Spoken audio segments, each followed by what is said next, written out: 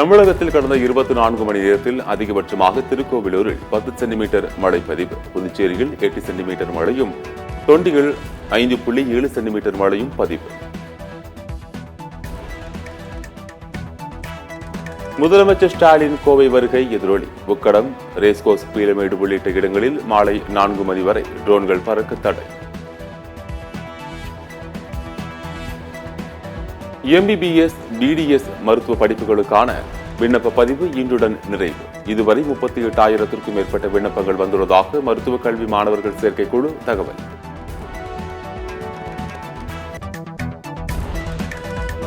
மருத்துவ படிப்புக்கான விண்ணப்பங்கள் பரிசீலிக்கப்பட்டு வரும் 19ஆம் தேதி தரவரிசை பட்டியல் வெளியீடு. வரும் 21ஆம் தேதி முதல் கலந்தாய்வு தொடங்கும் என அறிவிப்பு. வங்கதேச இடைக்கால அரசுடன் தொடர்பில் உள்ளோம். அமெரிக்க அரசின் செய்தி தொடர்பாளர் மேத்யூ மில்லர் தகவல்.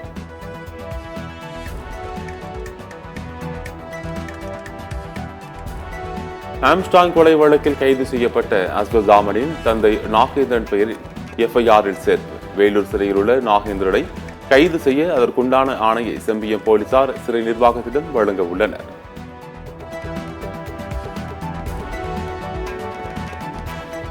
பாரிஸ் ஒலிம்பிக்கில் இந்தியாவுக்கு முதல் வெள்ளிப் பதக்கத்தை வென்று கொடுத்தார் நீரஜ் சோப்ரா. 4 பெண்களும் உட்பட 5 பதக்கங்களை வென்று பதக்கப்பட்டியலில் 64வது இடத்தில் இந்தியா.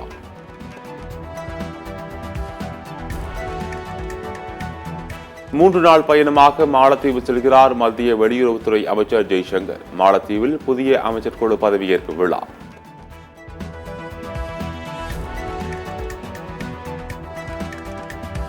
நீர்பிடிப்பு பகுதிகளில் பெய்த மழை குறைந்ததால் செம்பரம்பாக்கம் ஏரிக்கு நீர்வரத்து சரிவு. நீர்வரத்து 300 கன அடியிலிருந்து 220 கன அடியாக குறைந்தது.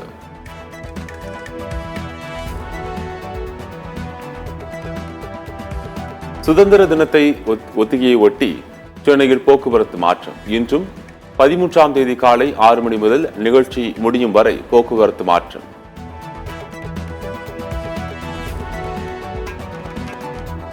தருமபுரி, திருப்பத்தூர், திருவண்ணாமலை, காஞ்சிபுரம், செங்கல்பட்டு, விழுப்புரத்தில் மிதமான மழைக்கு வாய்ப்பு.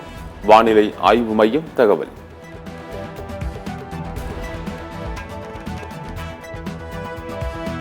முதுநிலை நீட் தேர்வை ஒத்திவைக்க கோரி உச்சநீதிமன்றத்தில் பொதுநல மனு தாக்கல். முதுநிலை நீட் தேர்வு நாளை நடைபெறவுள்ள நிலையில் அவசர வழக்காக இன்று விசாரணை. தகுதி நீக்கத்திற்கு எதிரான வினேஷ் போகத்தின் மேல்முறையீடு. விளையாட்டிற்கான நடுவர் நீதிமன்றம் இன்று முக்கிய தீர்ப்பு.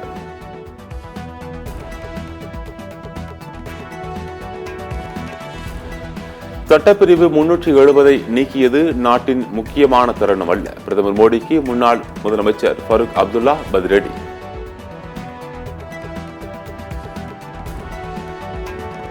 சவுக்கு சங்கர் மீதான குண்டர் தடுப்பு சட்டத்தை ரத்து செய்ய கோரிய வழக்கு. சவுக்கு சங்கரின் தாயார் தொடர்ந்த வழக்கில் சென்னை உயர்நீதிமன்றம் இன்று தீர்ப்பு.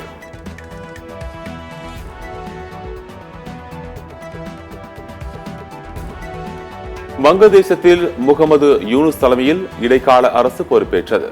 முகமது யூனுசுடன் இடைக்கால அரசின் 15 உறுப்பினர்களும் பதவியேற்றனர்.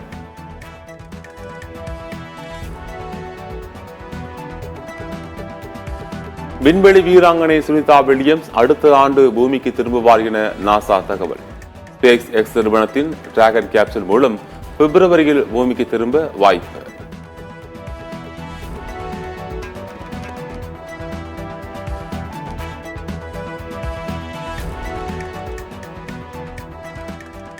பிரதமர் மோடி நாளை கேரள மாநிலம் வயநாட்டிற்கு செல்கிறார். நிலச்சரிவால் பாதிக்கப்பட்ட மக்களை நேரில் சந்திக்கிறார்.